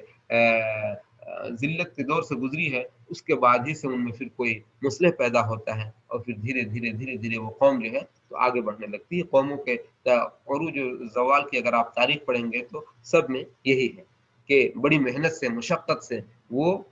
مصیبتوں سے گھرنے کی وجہ سے وہ اپنے آپ کے اندر ایک ایسی قوت پیدا کر لیتے ہیں کہ پھر اس قوت کی وجہ سے سارے لوگوں کو مات دے دیتے ہیں اور غالب آ جاتے ہیں، اور پھر غالب آنے کے بعد پھر دھیرے دھیرے جب وہ عیش و آرام میں مبتلا ہو جاتے ہیں، ہر قسم کی پریشانیوں سے وہ نجات پا لیتے ہیں، تب وہ کیا کرتے ہیں، پھر وہ آسانی کا راستہ وہ اختیار کرنے لگتے ہیں، اور پھر وہ سوچتے ہیں کہ اب تو ہم ساری دنیا پر ہمارا غلبہ ہے، اب ہم جو ہے تو آرام اور راحت میں ہیں، پھر وہ عیش و عشرت میں پڑ جاتا ہے، جس کی طرف علامہ اقبال نے کہا بھی تھا، تجھ کو بتاؤں میں شمشیر و تقدیر امم کیا ہے، شمشیر و سلام اول طاؤس و رباب آخر، کہ کسی بھی قوم کے مطلب ہے کہ غلبے کی اور فتح و کامرانی کی جو پہلی نشانی ہوتی ہے وہ یہی ہے کہ شمشیر، تیر و سلام سے، شمشیر سے، اور مطلب تیر و تفنگ سے وہ لڑتے ہیں، محنت کرتے ہیں، کوشش کرتے ہیں، دوسروں پر غالب آتے ہیں، اور پھر جب ان کی حالت مستقر ہو جاتی ہے تو پھر آنے والی نسلیں دھیرے دھیرے دھیرے دھیرے وہ طاؤس و رباب کی طرف مائل ہونے لگتے ہیں، عیش و عشرت میں پڑ جاتے ہیں، پھر جو ہے تو ان کا مطلب یہ ہے کہ شباب و کباب ہی ان کا جو ہے تو مشغلہ رہ جاتا ہے، اور پھر وہ داخلی امور کو مضبوط کرنے سے وہ غافل ہو جاتے ہیں، اور پھر نتیجہ یہ ہوتا ہے کہ پھر دوسری قوم ان پر آ دوڑتی ہے، چڑھ دوڑتی ہے، اور پھر ان کو تحس و نحس کر کے رکھ دیتی ہے۔ تو وہی ہے کہ جب مصیبت پر مصیبت آتی ہے تو اس کی بھی کوئی نہ کوئی حکمت ہے۔ بات بہت آگے چلی گئی، لیکن اس حکمت کے بارے میں ہم بتا رہے تھے کہ جب مصیبت پر مصیبت آئے تو اللہ تعالیٰ نے خود حکمت بیان کی، تاکہ تم ایسا نہ ہو کہ تم ایک غم سے رونے دھونے میں لگ جاؤ، بلکہ اتنی غم مشکلیں پڑی کہ اب تم ان مشکلوں کے غم کو تم بھول جاؤ، سب چھوڑ دو، اور پھر تم ان چیزوں پر افسوس ہی نہ کرو۔ واللہ خبیر بما تعملون، اور اللہ تعالیٰ باخبر ہے جو کچھ تم کرتے ہو۔ تو یہ ہو گئی بات اس آیت کی۔ اس کے بعد پھر کیا کر اللہ تعالیٰ فرما رہا ہے، ثم انزل علیکم من بعد الغم امنة نعاسا یغشى طائفة منکم وطائفة قد اہمتهم انفسهم یظنون باللہ غیر الحق ظن الجاہلیہ۔ دیکھیے یہ تو ایک صورت حال تھی جنگ کی، کہ اللہ رب العالمین نے مسلمانوں کو ڈانٹا، ان پر ان کو مطلب یہ کہ ان کی توبیخ کی، ان کی سرزنش کی، اور ان کو بتایا کہ تم لوگوں نے ایسے ایسے حرکتیں کی جس کی وجہ سے اللہ رب العالمین نے تم کو اس طرح سے سزا سے دوچار کیا اور تم کو اس طرح کی پریشانی سے دوچار کیا۔ لیکن دوسری طرف کچھ مسلمان ایسے بھی تھے جو ڈٹے ہوئے تھے، اللہ کے رسول صلی اللہ علیہ وسلم کی جان، اللہ کے رسول صلی اللہ علیہ وسلم کی حفاظت پر اپنی جان نچھاور کر رہے تھے، اور جو ہے اس حالت میں بھی اللہ کے رسول کا ساتھ انہوں نے نہیں چھوڑا تھا، اور انہوں نے کسی دنیاوی خاطر یا دنیاوی لالچ کی خاطر انہوں نے کوئی کام نہیں کیا تھا، بلکہ وہ خالص اللہ رب العالمین کے دین کو بلند کرنے کے لیے کافروں کے ساتھ در پہ تھے اور شوق شہادت میں وہ لڑے جا رہے ہیں۔ تو ایسی صورت میں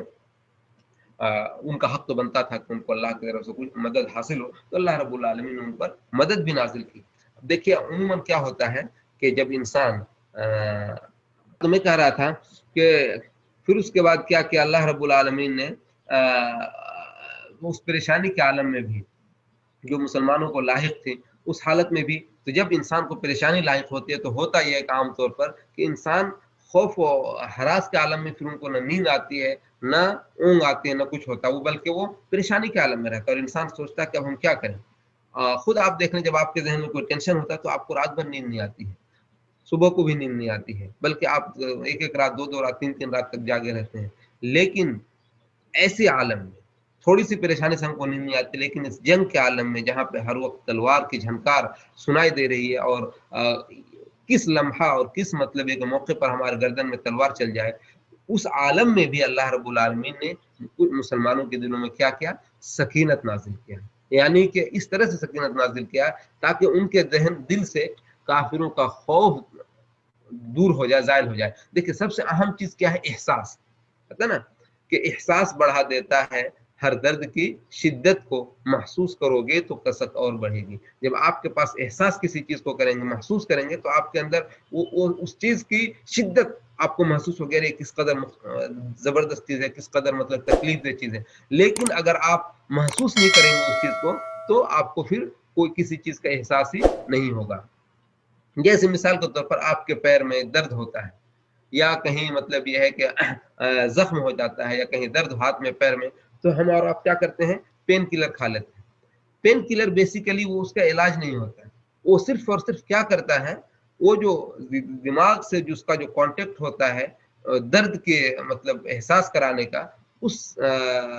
سلسلے کو وہ کاٹ دیتا ہے، اور پھر آپ کو اس درد کا احساس نہیں ہوتا ہے۔ ورنہ ایسا نہیں ہوتا کہ وہ درد یا وہ جو تکلیف تو وہ ختم ہوگی، وہ تو ہے ہی ویسے جو ختم، لیکن ایک ختم ہے۔ اسی طریقے سے جب ڈاکٹر آپریشن کرتا ہے کہ بدن کے کسی خاص حصے کا، پیٹ کا یا کہیں اور کا، تو ایک مطلب کیا انستھیزیا لگا کر کے اس جگہ کو سن کر دیتا ہے، پھر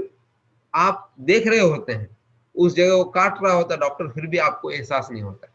تو جس کی وجہ سے تو انستھیزیا ہو یا پین کلر ہو یا کوئی بھی چیز ہو، کیا کرتے ہیں؟ احساس کو کاٹ دیتا ہے، اور آپ بے فکر ہو کر کے پڑے رہتے ہیں، اور پھر جب ڈاکٹر ان تمام چیزوں سے فارغ ہو جاتا ہے اور اس کا جو اثر ختم ہو جاتا ہے، پھر آپ کو درد کا احساس شروع ہوتا ہے۔ تو کہنے کا مطلب ہے کہ احساس تو اللہ رب العالمین نے اس عالم میں بھی، جب اگر خوف و ہراس کا عالم ہوتا تو انسان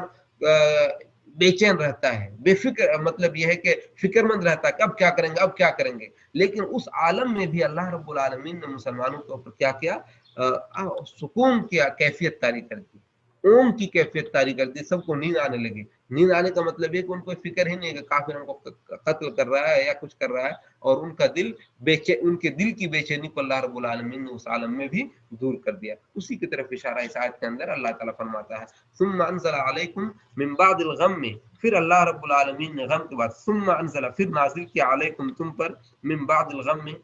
غم کے بعد کیا نازل کیا؟ امانتن، امن و سکون، سکون کی کیفیت نازل کیا، وہ کیا تھی؟ نعاسن، وہ اونگ کی کیفیت تھی، یغشا طائفۃ، ایسی اونگ جو تم میں سے کیا تھی؟ طائفۃ منکم، یغشا، جو تم میں سے ایک گروپ کو، ایک جماعت کو کیا کر دیا تھا؟ پر غالب آ رہی تھی، یعنی ایک جماعت کو اپنے آغوش میں لے لیا تھا۔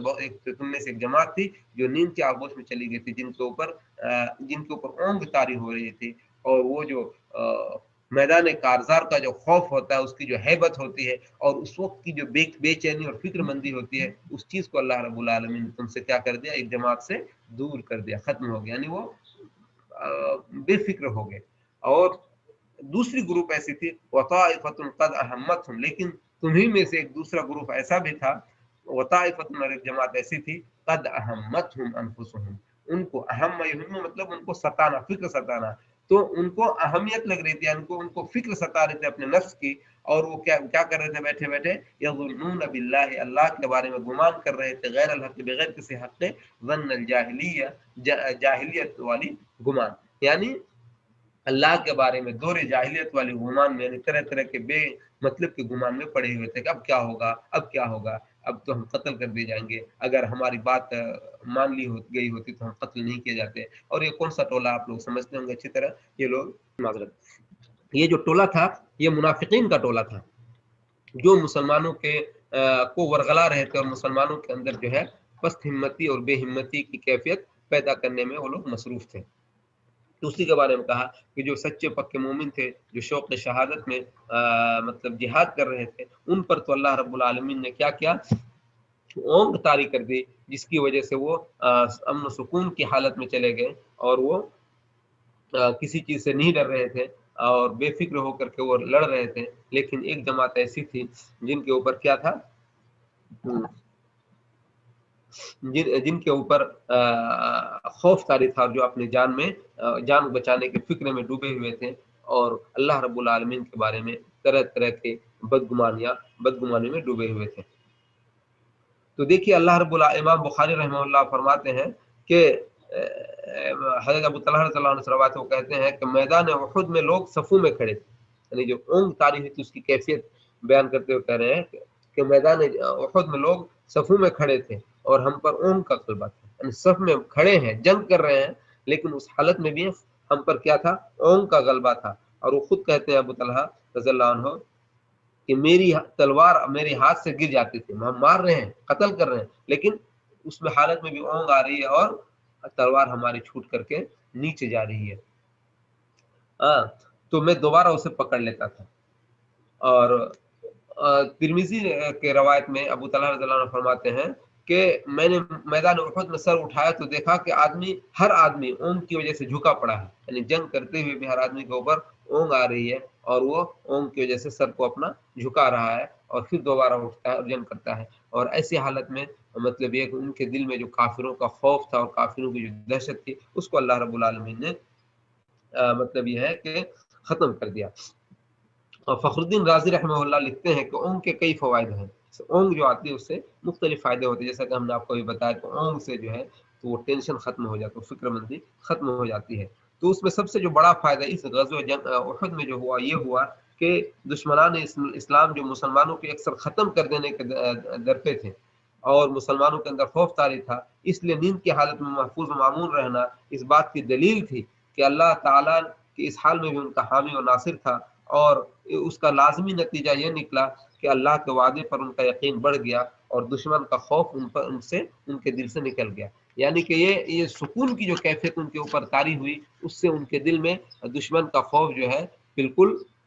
निकल गया, और वो जो है अल्लाह रब्बुल आलमीन पर की ज़ात पर उनका एतमाद और उनका यकीन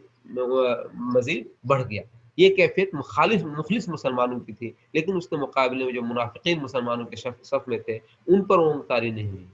हाँ, उन पर ओंग तारी नहीं हुई, बल्कि वो फ़िक्र में डूबे हुए थे, सिर्फ़ अपनी फ़िक्र लाहिक थे उनको, और वो ये सोच रहे थे कि उन्हें अपने दीन की कोई फ़िक्र नहीं थी, और ना ही रसूल की और ना ही सहाबा किराम की। और बल्कि वो क्या थे कि वो सिर्फ़ अपने अपने आप की उनको फ़िक्र थी। अब ये था कि अगर हम चले गए, अगर हम मैदान जंग में जाएँगे, तो हम कत्ल कर दिए जाएँगे, हम मर जाएँगे। इस तरह की बातें वो कर रहे थे, और वो खौफ व हरास में मुब्तला थे। चुनांचे अल्लाह रब्बुल आलमीन ने उनके ऊपर ओंग नहीं तारी किया, और वो जिस तरह खौफ व हरास में मुब्तला थे, उसी खौफ व हरास में अल्लाह रब्बुल आलमीन ने उनको छोड़ दिया। और उन्होंने अल्लाह के बारे में यज़ुन्नून बिल्लाहि गैरल हक़ ज़न्नल जाहिलिया, अल्लाह के बारे में बदगुमानी शुरू कर दी, तरह-तरह के दौर जाहिलियत वाले गुमान शुरू कर दिए। क्या मतलब कि और सूए ज़न्न में मुब्तला हो गए, और उन्होंने ये इस गलतफ़हमी में मुब्तला हो गए कि अब इस्लाम क्या हो गया, ख़ात्मा हो गया, और मुशरिकीन से शक और बदज़नी के अलावा किसी और चीज़ की उम्मीद नहीं भी की भी नहीं जा सकती है। तो ایسی حالت میں جیسے اللہ تعالیٰ یقولون لو کان لنا من الامر شیء ما قتلنا هاهنا، کہ وہ کہنے لگے نا کہ وہ اگر ہماری کوئی بات چلتی تو ہم قتل نہیں کیے جاتے. تو اس موقع سے فائدہ اٹھایا انہوں نے، کافروں نے، منافقین نے، کہ جب مسلمان پستی کی طرف چلے گئے اور ان کو بہت سارے جانوں کا نقصان ہوا، تو یہ کم بخت جن کو دکھ درد میں شریک ہونا چاہیے، بجائے اس کے کہ وہ اس پر جلے پر نمک چھڑکنے کا انہوں نے کام شروع کر دیا. اور وہ کہنے لگے کہ آج اگر ہماری بات مانی جاتی تو یہ حال نہیں ہوتا. اور یہ جو ہے یہ بات کہنے والا وہ عبداللہ بن ابی بن سلول تھا. انہوں نے یہی کہا تھا کہ جنگ کے لیے میدان مدینے سے باہر نہ نکلا جائے بلکہ مدینے کے اندر رہ کر کے جنگ کیا جائے. لیکن کچھ پرجوش صحابہ کرام کی وجہ سے اللہ کے رسول صلی اللہ علیہ وسلم باہر نکلے، اور یہی اللہ کا فیصلہ تھا. لیکن جب فیصلہ ہو گیا کہ اب ہم باہر جائیں گے تو اس میں اگر اور مگر کی کوئی بات نہیں. لیکن یہ بدبخت جو ہے اس وقت بھی اپنی بات پر اڑا اور کہا کہ اگر ہم لوگ میدان جنگ میں نہیں جاتے، احد کے لیے نہیں نکلتے اور مدینے کے اندر رکے رہتے تو یہ چیز جو ہے ہم کو یہ برا وقت دیکھنا نہیں پڑتا. تو اس طریقے سے وہ شکوک و شبہات میں لوگوں کو مبتلا کرنے لگا. وہ کہتے تھے، کیا کہتے تھے؟ یقولون لنا من هل لنا من الامر من شيء، وہ کہتے ہیں کہ کیا ہمارے لیے بھی حل لنا، کیا ہمارے لیے بھی ہے من الامر معاملے میں سے کچھ، یعنی کیا کسی معاملے کا ہمیں بھی کوئی اختیار ہے؟ یعنی ہمیں تو کوئی اختیار نہیں، ہماری بات ہی نہیں مانی جاتی ہے. تو اللہ تعالیٰ نے کہا ہے نبی آپ کہہ دیجئے ان سے کہ اس میں ہمارے اور تمہاری کوئی بات نہیں ہے. ان الامر کلہ للہ، بے شک معاملہ پورا کے پورا سب کے سب صرف اور صرف اللہ رب العالمین کے لیے. تمام معاملات کے اختیار صرف اور صرف اللہ رب العالمین کے ہاتھ میں. اور حقیقت میں یہ جو بدبخت ہیں وہ ان باتوں کے، ان شکوک و شبہات کے اظہار کر کے وہ ایک اپنی دل کے اندر چھپی ہوئی جو کراہیت ہے اور بغض و نفرت، اس کا ایک ہلکا سا اظہار ہے، ورنہ ان کے دل کے اندر جو چیز ہے وہ تو اور بھی خطرناک ہے. یخفون فی انفسہم ما لا یبدون لک، وہ یخفون، وہ چھپاتے ہیں، فی انفسہم، اپنے نفسوں میں، اپنے اندر ایسی باتیں جو آپ کو ظاہر نہیں کرتے. یعنی ان کی تو خواہش ہے کہ دن ختم ہو جائے. وہ چاہتے کہاں ہیں؟ وہ تو بس بہانہ لے کر کے کچھ اس طرح کی باتیں کرتے ہیں تاکہ ان کے اوپر شک بھی نہ ہو اور یہ بھی ظاہر ہو کہ نہیں مسلمانوں کے ہمدرد ہیں اور خیرخواہ ہیں. لیکن مشورے ایسے دیتے ہیں کہ جس سے مسلمانوں کو ظاہری طور پر اچھا لگے، لیکن داخلی طور پر ان کی نیت میں کھوٹ ہوتا ہے کہ اس طریقے سے مسلمان شکست خوردہ ہو جائیں. یقولون لو کان لنا من الامر شیء ما قتلنا هاهنا، وہ کہتے ہیں، کیا کہتے ہیں؟ کہ لو کان لنا، اگر ہمارے لیے ہوتا، من الامر شیء، معاملے میں سے کچھ، یعنی اگر ہمیں کسی معاملے کا اختیار ہوتا تو کیا، ما قتلنا هاهنا، تو ہم یہاں پر قتل نہیں کیے جاتے. ان بدبختوں نے ایک شوشہ یہ پھیلانا شروع کیا کہ غزوہ احد میں اس قدر جان و مال کا نقصان ہوا، اگر ہم نے جو کہا تھا کہ مدینے کے اندر ہی رہ کر کے قتل کیا جائے، دفاع کیا جائے اور مدینے سے باہر نہ نکلا جائے، تو اگر ہماری بات مان لی گئی ہوتی تو آج ہمیں یہ برا دن دیکھنا نہیں پڑتا اور ہمیں اس قدر نقصان کا نقصان نہیں اٹھانا پڑتا. تو اللہ تعالیٰ تو اور ہم اس طرح یہاں پہ قتل نہیں ہوتے میدان احد میں آ کر کے. تو اللہ تعالیٰ نے کہا قل، اے نبی آپ کہہ دیجئے، لو کنتم فی بیوتکم لبرز الذین کتب علیہم القتل الی مضاجعہم، اگر تم اپنے گھروں میں بیٹھے ہوتے، مدینے میں بیٹھ کر دفاع تو دور کی بات، اگر تم اپنے بستروں پر بیٹھے رہتے، اپنے گھروں میں بیٹھے رہتے، تو بھی، تب بھی، لبرز الذین کتب علیہم القتل، جن کے مقدر میں قتل ہونا لکھا ہوا تھا تم میں سے، تو وہ کیا کرتا؟ ضرور بضرور گھر سے، بستر سے اٹھ کر کے یہاں آ جاتا، الی مضاجعہم، اپنے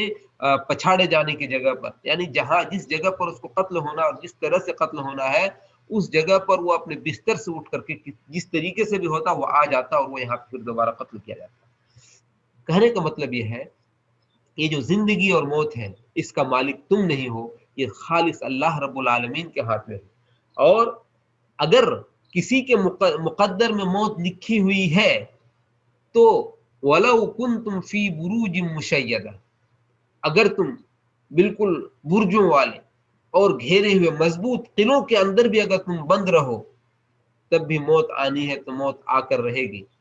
اور اگر اللہ نے تمہاری موت میدان جنگ میں لکھ دیا ہے تو تم بستروں سے جنگ میں شریک نہ ہو، پھر بھی تم بستروں سے اٹھ کر کے آتے اور آ کر کے یہاں پہ کسی بھی بہانے آتے اور تمہیں وہاں پہ موت تمہیں لکھا جاتا. لیکن اگر تمہارے مقدر میں موت نہیں ہے تو میدان کارزار میں لڑتے ہوئے تلواروں کی جھنک کے نیچے لڑتے ہوئے بھی اللہ رب العالمین تمہیں زندگی دے سکتا ہے. اور اس کی زندہ مثال حضرت خالد بن ولید رضی اللہ عنہ ہے، جن کو کہ اللہ کے رسول صلی اللہ علیہ وسلم نے سیف اللہ کا خطاب دیا، اور کسی بھی جنگ میں ان کو کوئی شکست کبھی نصیب نہیں ہوئی. ہمیشہ جس جنگ میں بھی شریک ہوئے وہ ہمیشہ اس میں فاتح رہے. ان تمام چیزوں کے باوجود جب ان کی موت ہوتی ہے تو بستر مرگ پر موت ہوتی ہے اور ان کی موت بستر پر ہوتی ہے. وہ کہتے ہیں کہ ہماری بدن کا ایک بالشت بھی کہیں ایسی جگہ خالی نہیں ہے جہاں پر جو زخموں سے خالی ہو، پاک ہو.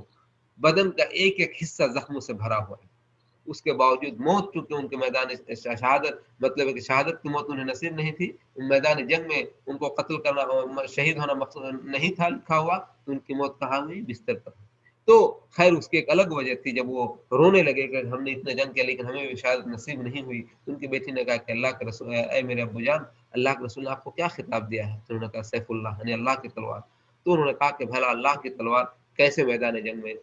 مطلب یہ ختم ہو سکتی ہے؟ تو چونکہ آپ اللہ کی تلوار تھے، اس لیے اللہ رب العالمین نے آپ کو اپنی تلوار کو اس طرح سے دوسروں کے سامنے مطلب کہ زیر ہوتا ہوا نہیں دیکھنا چاہتا تھا، اور اس لیے آپ ہمیشہ فاتح رہے. جنگ میں جب تک رہے آپ فاتح رہے. اب اللہ رب العالمین آپ کو اس بستر پر موت دے رہا ہے. تو کہنے کا مطلب یہ ہے کہ انسان اگر اس کے مقدر میں موت لکھی ہے تو کوئی بھی چیز اس کو ٹال نہیں سکتی، اور جس طرح سے موت لکھی ہے اسی طرح سے آئے گی. اس کے واقعات ہم اور آپ آئے دن دیکھتے رہتے ہیں کہ کسی کی موت اگر ہوائی حادثے میں ہوتا ہے، طرح طرح کے واقعات تھے. اور مطلب یہ ہے کہ بہت سارے بہانے تھے، وہ نہیں جا سکتا تھا، لیکن موت جب مقدر ہوتی ہے تو ساری چیزوں کو توڑ کر کے وہ خصوصاً اسی جہاز میں اس کو سوار ہونا ہوتا ہے جس میں موت لکھی ہوتی ہے، اور کسی طریقے سے وہ اس میں چڑھتا ہے اور پھر اس کی موت اس کو آدھا بوجھتی ہے. لیکن جب اللہ کو بچانا ہوتا ہے تو کیا ہوتا ہے؟ اس حادثے کی جگہ میں بھی کسی نہ کسی طریقے سے اللہ تعالیٰ اس کو بچا لیتا ہے. جیسا کہ ابھی حالیہ دنوں میں کچھ مہینوں قبل جو ہوا تھا، پاکستان کا جو حادثہ، طیارہ جو حادثے کا شکار ہوا تھا، اس میں کسی صاحب نے ایک واقعہ لکھا تھا بڑا دلدوز، کہ ایک صاحب تھے جو سعودی عرب میں رہتے تھے، یہاں سے گئے اور بڑی وہ امریکہ جانے والے تھے، وہ قطر چلے گئے، لیکن وہیں پہ کوارنٹین کا زمانہ شروع ہو گیا. پھر وہاں سے ان کو واپس آنا ہوا. آنے کے لیے کئی ایک فلائٹس تھی، لیکن انہوں نے اسی فلائٹ کو چوز کیا. وہاں سے اسلام آباد پہنچے، اسلام آباد سے پھر ان کو کراچی جانا تھا، تو انہوں نے اتفاق سے اسی فلائٹ کو چنا اور پھر جا کر کے حادثے کے شکار ہو گئے. لیکن اسی طیارے کے حادثے میں ایک صاحب اوپر سے نیچے گر کر کے ایک کار پر گر جاتے ہیں، اور وہاں سے ان کو ہاسپٹل منتقل کیا جاتا ہے اور ان کی زندگی بچ جاتی ہے. جبکہ یہ معجزہ ہے، اللہ رب العالمین نے کیسے ان کو بچایا اب آپ سوچ نہیں سکتے ہیں. کہ جو طیارہ حادثہ کا شکار ہوتا ہے اس میں کسی بچنے کی کوئی امید نہیں ہوتی، لیکن اس میں سے ایک شخص نیچے گر کر کے ایک شخص کے کار پر گرتا ہے، اور پھر وہ شخص اس کو اٹھا کر لے جاتا ہے، اور وہ پھر وہ زندہ اور صحیح سالم بچ جاتا ہے. سونامی کے زمانے میں جب لاکھوں لوگوں کی موت ہو جاتی ہے، اس عالم میں بھی بہت سارے لوگ پیڑ پر چڑھ جاتے ہیں، اور ایک بڑی بڑی عمارتیں تہوبالا ہو جاتی ہیں، لیکن ایک پیڑ پر چڑھ کر کے انسان کی زندگی ہفتے تک وہیں پر رہ کر کے ان کو صحیح سلامت باہر نکال لیا جاتا ہے. تو جب اللہ رب العالمین کی طرف سے اگر کسی کو موت مقدر میں نہیں ہے تو کچھ بھی ہو جائے اللہ تعالیٰ اس کو بچا لے گا. لیکن اگر مقدر میں ہے موت تو کوئی بھی چیز اس کو بچا نہیں سکتی. اس لیے یہ سوچنا کہ ہم اللہ کے راستے میں جہاد کریں گے تو ہم مر جائیں گے، ایسی کوئی ضروری نہیں ہے. اگر موت رہے گی تو مریں گے، موت نہیں رہے گی تو کہیں بھی موت انشاءاللہ آپ کو نہیں آئے گی. اللہ تعالیٰ آپ کو فتح کامرانی سے ہمکنار ضرور کرے گا. تو ہی کافروں مطلب اس سے جو ہے تو ہم مسلمانوں کے عقیدے میں پختگی آنی چاہیے. جیسے ہم لوگ فوراً ڈر جاتے ہیں کہ حالات ایسے ہیں، ہندوستان کے حالات ایسے ہیں یا ملک کے حالات ایسے ہیں، اب ہم کیا کریں. نہیں، آپ اپنا کام کرتے جائیے. اللہ رب العالمین نے آپ کے لیے جو مقدر کر رکھا وہ ہونا ہے. اگر موت مقدر میں ہے تو کوئی چیز آپ کو بچا نہیں سکتے. اگر مقدر میں موت نہیں ہے تو کسی حالت سے آپ کو موت نہیں آ سکتی. اور آپ اپنا کام کرتے رہیں ڈرے بغیر، بے خوف و خطر آپ اپنا کام کرتے رہیں انشاءاللہ. اللہ ہاں حرام کام نہ کریں، رزق لیجئے حلال کام کے لیے، جائز کام کے لیے، مناسب کام کے لیے اور مستحب کام کے لیے. جو چیز اللہ رب العالمین آپ سے چاہتا ہے انشاءاللہ آپ کو کوئی چیز تکلیف نہیں پہنچا سکتی. تو اللہ تعالیٰ کہہ رہا ہے کہ لبرز الذین کتب علیہم القتل الی مضاجعہم، تو البتہ وہ لوگ بھی ظاہر ہو جاتے، اپنے گھر سے نکل کر کے اپنے قتل گاہ کی طرف آ جاتے. ولیبتلی اللہ ما فی صدورکم ولیمحص ما فی قلوبکم. اور یہ جو چیزیں ہیں یہ تو اللہ تعالیٰ اس لیے کرتا ہے تاکہ اللہ آزمائے، لیبتلی اللہ، اور تاکہ اللہ تعالیٰ آزمائے اس چیز کو جو تمہارے دل میں ہے، جو تمہارے سینوں میں ہے، جو کچھ جو کراہیت اور بغض و نفرت छुपा हुआ उस चीज़ को आज़माने के लिए अल्लाह ताला तुमको इस तरह के हालात से दो चार करता है। वलियुमहिस मा फी कुलूबिकुम, और ताकि अल्लाह ताला तुम्हारे अंदर की पोशीदा हालत को क्या करे, निखार दे, उसके अंदर निखार पैदा करे। वल्लाहु अलीमुम बिज़ातिस सुदूर, और अल्लाह ताला जानने वाला है दिलों के राज को, दिलों के भेदों को अल्लाह रब्बुल आलमीन खूब अच्छी तरीके से जानने वाला है। तुम्हारी सारी चीज़ों को अल्लाह ताला जानता है। इन्नल लज़ीना तवल्लव मिनकुम यौमल तक़ल जमआन इन्नमा इस्तज़ल्लहुमुश शैतानु बिबअज़ि मा कसबू वलक़द अफ़ल्लाहु अन्हुम इन्नल्लाहा गफ़ूरुन हलीम,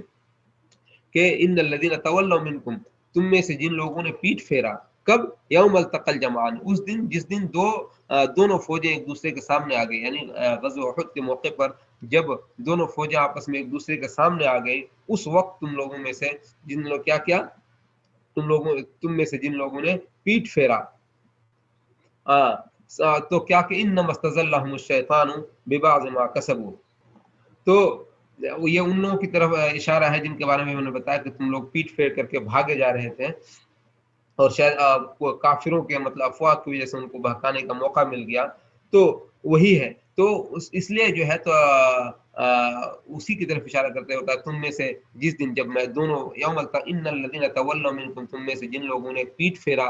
उस दिन जबकि दोनों फौजें आपस में क्या थी, टकरा रही थी, जबकि आपस में एक दूसरे से मुठभेड़ कर रही थी। इन्नमा इस्तज़ल्लहुमुश शैतानु बिबअज़ि मा कसबू, तो क्या हुआ असल में उस वक्त कि बेशक शैतान ने उनके बाज बुरे करतूती की वजह से, इन इस्तज़ल्लहुम शैतान, शैतान ने उनके पांव उखाड़ दिए, उनको बहका दिया, किस वजह से, बिबादि मा कसबू, उनके बाज हरकतों की वजह से, बाज बुरी हरकतों की वजह से, यानी कि बाज नाफरमानी की वजह से, उन्होंने अल्लाह रब्बुल आलमीन की जो नाफरमानी की थी, अल्लाह के रसूल की जो बाज नाफरमानी की थी, उनके बाज नाफरमानी की वजह से अल्लाह शैतान ने क्या किया, उनके पैर को उखाड़ दिया, और इस तरीके से वो भाग खड़े हुए। लेकिन फिर वलक़द अफ़ल्लाहु अन्हुम, और अल्लाह ताला ने उनसे क्या किया, उनको माफ़ कर दिया। इन्नल्लाह गफ़ूरुन हलीम, बेशक अल्लाह ताला बड़ा मग़फ़िरत करने वाला और बड़ा बुर्दबार है, बड़ा बर्दाश्त करने वाला है, बड़ा सब्र करने वाला है। तो लोगों की तकलीफ़ों को और लोगों की तरफ से दी गई अज़ियतों पर अल्लाह रब्बुल आलमीन हिल्म से और बुर्दबारी से काम लेता है, फ़ौरन उसकी सज़ा उसको नहीं देता है। तो देखिए, इससे पता चलता है ये कि मुसलमानों के अंदर जो उनकी बाज़ गलतियों की वजह से अल्लाह रब्बुल आलमीन ने शैतान को ये मौका दिया कि शैतान ने उनके पाँव उखाड़ दिए। तो इससे इमाम इब्न क़य्यिम रहमहुल्लाह इसी वजह से कहते हैं कि देखिए, इंसान के अमाल जो हैं वो लश्कर के मानंद हैं। अगर अच्छे हैं, इंसान के अमाल अगर अच्छे हैं, नेक हैं, तो दुश्मन के खिलाफ उसको तक़वियत मिलती है, और अगर इंसान के अमाल बुरे हैं, तो दुश्मन को तक़वियत मिलती है। तो इसलिए इंसान जिस कदर अल्लाह का नेक होगा, अल्लाह की बातों पर अमल करेगा, तो दूसरे लोगों को दूसरों को, दुश्मन को उनके ऊपर गालिब होने का मौका नहीं मिल पाएगा, बल्कि वो अपने आप को हर एतबार से तैयार रखेंगे और अल्लाह ताला अपनी तरफ से ख़ुसूसी मदद फरमाएगा। लेकिन अगर इंसान अल्लाह की नाफरमानी में मुब्तला होगा, तो अल्लाह की जो मदद है, नुसरत है, वो उनके साथ शामिल हाल नहीं होगी, जिसकी वजह से उसका नतीजा ये निकलेगा कि दूसरे लोग, दूसरे मतलब एक कौमें उन पर हमला आवर होंगी और उन पर गालिब आ जाएँगे। इसलिए आज जो भी हालात हैं, इससे हम और आप दो-चार हैं, वो हमारे अपनी करतूतों का नतीजा है। इसलिए हमें अपने हालात को दुरुस्त करना चाहिए। हालात, जैसे बहुत सारे लोग कहते हैं कि ये उलमा लोग हमेशा सिर्फ़ जो है तो मस्जिद और मुसल्ला की बात करते हैं। मस्जिद और मुसल्ला की बात नहीं, आप अल्लाह से लौ लगाइए, और जब आप अल्लाह से लौ लगाएँगे, तब आपको पता चलेगा कि अल्लाह से लौ लगाने का सिर्फ़ ये मतलब नहीं है कि आप मस्जिद में और मुसल्ले ही में बैठे-बैठे दुआ करते रहें और ये ताना दें, नहीं। बल्कि अल्लाह ताला तो सिखाता ही यही है आपको कि हर हाल में आप अल्लाह के हुक्मों की ताबेदारी करें, आप अपने आप को तैयार करें, जिस्मानी तौर पर और मतलब एक इल्मी तौर पर, अक़लानी तौर पर, हर एतबार से आप अपने आप को तैयार रखें, और इस्लामिक पॉइंट ऑफ व्यू से आप अपने आप को तैयार करें। दूसरों के नक्श कदम पर चलते हुए, दूसरों का पपेट बन कर के नहीं, बल्कि आपकी अपनी आइडियोलॉजी है, आप अपने हिसाब से अपने आप को तैयार करें, तो फिर अल्लाह ताला आपको गालिब करेगा। लेकिन अनफॉर्चुनेटली होता ये है कि जब किसी को अल्लाह की तरफ लौटने की दावत दी जाती है, तो कुछ दानिश्वर तरह के लोग और जो मॉडर्न एजुकेटेड लोग हैं, जिनको दीन से मतलब नहीं होता, या अगर होता भी है तो अपनी तशरीह के हिसाब से करते हैं, तो फ़ौरन ये तंज़ तारीफ़ शुरू कर देते हैं कि ये मतलब मौलवी मुल्ला, इन लोगों का कोई काम ही नहीं, सिर्फ़ मतलब ये कि अल्लाह अल्लाह की कहने की दावत देता है। अल्लाह अल्लाह की नहीं, बल्कि अल्लाह की तरफ लौटने की दावत दी जाती है, और अल्लाह की तरफ लौटने की दावत قرآن کی طرف ہے، اور قرآن نے کہیں بھی آپ کو جو ہے تو کم ہمت اور بزدل اور مطلب پست ہمت نہیں بتایا، ہر جگہ آپ کو تیار رہنے کی، ہر جگہ آپ کو اپنے آپ کو چست درست کرنے کی، اور ہر جگہ آپ کو ایک پکا اور سچا مومن بننے کی مطلب ایک دعوت دی ہے کہ آپ کے پاس اللہ کا ڈر ہو، اور آپ کے پاس یہ مبدا ہو کہ ہم اللہ کے لیے کام کر رہے ہیں، اور اللہ رب العالمین کی مدد ہمارے ساتھ شامل حال ہے، اور ہم جو بھی کام کریں گے اللہ کے حکم کے مطابق کریں گے، اور جو اللہ نے جن چیزوں سے ہمیں روکا ہے ہم ان چیزوں سے روکے رہیں گے، تو اللہ تعالیٰ آپ کو مطلب یہ ہر اعتبار سے فائز اور کامران اور مطلب یہ ہے کہ بامراد بنائے گا۔ لیکن جب آپ اللہ کی رسی کو چھوڑ دیں گے اور بنا مطلب کہ دوسروں کے بنائے دوسروں کے نقالی میں لگے رہیں گے، اور اپنے آپ کو اپنا تشخص اپنی حیثیت کو بھول کر کے دوسروں کے طریقے پر آپ چلنے لگیں گے اور یہ چاہیں گے کہ پھر اللہ کی بھی مدد ہو، تو ایسا نہیں ہو سکتا ہے۔ آپ کو اگر اللہ کی مدد چاہیے تو آپ کو اللہ کے مکمل طور پر لوٹنا پڑے گا، قرآن و سنت کو مضبوطی سے عمل کرنا پڑے گا، اپنے عقیدے کی اصلاح کرنی پڑے گی، خالص اللہ رب العالمین کی ذات پر آپ کے اپنے یقین کو مضبوط بنانا ہوگا، تب جا کر کے ہمیں اور آپ کو اللہ رب العالمین کی نصرت اور تائید مل سکتی ہے، اور پھر دنیا کی کوئی بھی طاقت ہمیں مطلب ایک آگے بڑھنے سے اور اللہ کے دین کو پھیلانے سے روک نہیں سکتی ہے۔ دعا ہے کہ اللہ تعالیٰ ہم تمام لوگوں کو قرآن مجید کو پڑھنے سمجھنے اور اس کے مطابق عمل کرنے کی توفیق عطا فرمائے، اور اسے پارشیلی سمجھنے کے بجائے اسے ہولسٹک وے میں مکمل طریقے سے اس کو سمجھنے کی توفیق عطا فرمائے، اور اپنی زندگیوں میں اسے نافذ کرنے کی توفیق عطا فرمائے۔ اقول قولی ھذا واستغفر اللہ لی ولکم ولسائر المسلمین من کل ذنب فاستغفروہ انہ ھو الغفور الرحیم۔ میرے خیال سے آج کا درس جو ہے تو یہیں سے تمام ہوا، اس لیے کہ وقت بہت زیادہ ہو گیا ہے۔ اب انشاءاللہ کل سے جو شروع ہوگا وہ آیت نمبر 160 سے اگلا درس شروع ہوگا انشاءاللہ، 156 سے۔ اگر کسی کو آج کے درس سے متعلق کوئی سوال ہو تو سوال کر سکتے ہیں انشاءاللہ۔ آپ نے کہا تھا کہ آپ صلی اللہ علیہ وسلم کو جو ہے اللہ تعالیٰ کی طرف سے 5 چیزیں عطا کی گئی، جی ایک تو آپ بتا دیے تھے، اور 4 کیا ہو سکتے ہیں؟ دیکھو اس میں 5 چیزیں ہیں، اس میں ابھی میرے ذہن میں نہیں، اس میں ایک چیز ہے کہ سب سے پہلے اللہ کے رسول فرمایا اعطی تو جوامع الکلم، مجھے جوامع الکلم عطا کیا۔ ایک چیز اس میں سے تھی کہ جوامع الکلم سے مراد ایسی چیز کہ مختصر، یعنی کہ جملہ مختصر لیکن معنی کے اعتبار سے بہت زیادہ مطلب یہ کہ معنی خیز اور بہت ساری چیزوں کو شامل رکھنے والی۔ اس لیے اللہ کے رسول صلی اللہ علیہ وسلم کی حدیث پر اگر غور کریں گے حدیث پر، اس قدر مختصر اور اس قدر معنی خیز ہوتی ہیں کہ انسان عش کرتا رہ جائے آپ کے فصاحت و بلاغت پر۔ اعطی تو جوامع الکلم، اور مجھے جوامع الکلم دیا گیا، ایک۔ اور نمبر 2 یہ تھا کہ اب مجھے سے بتایا کہ اور میرا رعب دشمن پر 1 مہینے کی مسافت کی دوری سے ہی میرا رعب ڈال دیا گیا، اور باقی 3 چیزیں بھی میرے ذہن میں نہیں ہیں، انشاءاللہ اگر کہیں تو آپ کو بتا دوں گا انشاءاللہ بعد میں انشاءاللہ جی۔ ولیتلطف جو 15 پارے میں سورہ کہف میں ہے، جی اس کا میننگ اور وہ اتنا بڑا لکھا ہوا کیوں ہے؟ ہاں وہ دیکھیے بیسیکلی اس کا کوئی یہ نہیں ہے، مطلب اصل میں ترتیب کے حساب سے جب آتا ہے تو وہ جو لفظ ہے وہ قرآن مجید کے بیچوں بیچ میں آتا ہے، اس وجہ سے ایک رمز کے طور پر، ایک نشانی کے طور پر اس کو موٹا کر کے لکھا گیا ہے۔ وہ ہر مصحف میں موٹا کر کے نہیں لکھا گیا ہے، وہ صرف جو ہندوستان وغیرہ کے جو مصحف ہے جس کو اردو رسم محمدی بولڈ میں جو لکھا جاتا ہے، جس کو ہم اور آپ پڑھتے ہیں عام طور پر، اس میں صرف وہ موٹا کر کے لکھا گیا، ورنہ جیسے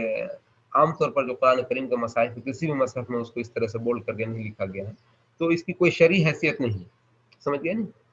یہ ہے اس وجہ سے کہ جیسے اگر ترتیب کے حساب سے دیکھا جائے تو قرآن کے بالکل وہ جو لفظ پڑتا ہے وہ بیچوں بیچ میں پڑتا ہے، مطلب ایک ماہرین قرآن کا کہنا ہے کہ وہ بالکل بیچوں بیچ میں وہ لفظ پڑتا ہے، اس لیے اس کو ذرا سا جلی حرفوں میں لکھا گیا ہے اس کو ظاہر کرنے کے لیے۔ اور اس کا جو میننگ ہے یہ اصحاب کہف کے واقعے کے سلسلے میں وہاں پہ وہ مذکور ہے اس کا کہ جب اصحاب کہف جب تھے 7 لوگ یا 8 لوگ، جس کے بارے میں ان کا اختلاف ہے کہ کتنے لوگ تھے، جن کو جو لوگ اپنے بادشاہ کے اپنے سماج اور معاشرے کے ظلم و ستم سے بھاگ کر کے مجبور ہو کر کے وہ انہوں نے پناہ لیا تھا غار میں، اور وہاں پہ وہ لوگ سوئے رہ گئے، اور تقریباً کئی سو سال تک وہ سوئے رہے۔ پھر اس کے بعد اچانک ان کی نیند کھلی، تو اب جب نیند کھلی تو اب انہوں نے سوچا کہ اب تو ابھی ہم لوگ، حالانکہ وہ کئی سو سال تک سوئے رہے، لیکن اللہ کی حکمت کہ ان کو ایک یہ کرنا تھا کہ یہ سبق دینا تھا کہ دیکھو اللہ تعالیٰ اگر چاہے تو تم کو کچھ بھی کر سکتا ہے، سینکڑوں سال تک سلا کے رکھ سکتا ہے، سینکڑوں سال تک زندگی دے سکتا ہے، اور جب چاہے تم کو موت دے سکتا ہے۔ تو جب ان کی نیند کھلی تو اب انہوں نے کہا کہ اب چلے، اب ہم میں سے کوئی آدمی جائے بازار میں جا کر کے کچھ سامان وغیرہ خرید کر کے لائے. تو اب کون جائے؟ تو کسی نے کہا کہ میں جاتا ہوں. تو انہوں نے کہا کہ ٹھیک ہے تم جاؤ، جا کر کے سامان خرید کے لاؤ، لیکن ایسا نہ ہو کہ تم اب وہاں پہ جا کر کے تم، وہ یہ سمجھ رہے تھے کہ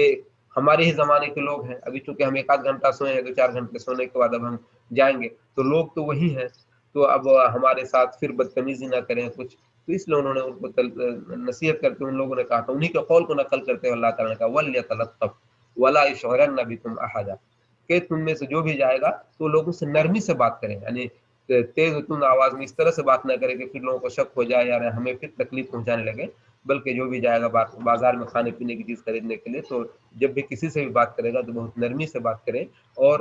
لوگوں کو احساس نہ ہو سکے وَلَا يُشْعِرَنَّ بِكُمْ أَحَدًا، اور تمہارے بارے میں کسی کو کچھ پتہ نہ لگ سکے کہ ہم لوگ یہاں پر ہیں اور ہم ہی لوگ وہ ہیں جن کو ہم در سے بھاگے ہوئے ہیں اور ہم ہی اصحاب کہف والے میں ہیں، اور پھر ہم پر کوئی پریشانی نہ آن پڑے. لیکن معاملات اس کے برعکس تھا، کئی سو سال گزر چکے تھے، نسلیں گزر چکی تھیں. جب یہ گئے تو انہوں نے تعجب کیا کہ بھئی اس زمانے کا پیسہ سکہ کہاں سے آیا، تو پھر اس کی ایک الگ مطلب ایک تفسیر ہے. تو کہنے کا مطلب یہ ہے کہ وہاں پہ جو لفظ وَلْيَتَلَطَّفْ ہے اس کا معنی ہے، اور چاہیے کہ تلطف لطف کے معنی میں ہے، نرمی کا برتاؤ کرے اور سختی خوش روئی کے ساتھ کسی سے بات نہ کریں. سمجھ گئے؟ جی جزاک اللہ خیر. اللہ بارک فیک. جی اور کوئی سوال، یا میرے خیال سے درس کو بند کر دیا جائے اس لیے کہ 10:15 ہو گئے. جی شیخ عابد بھائی.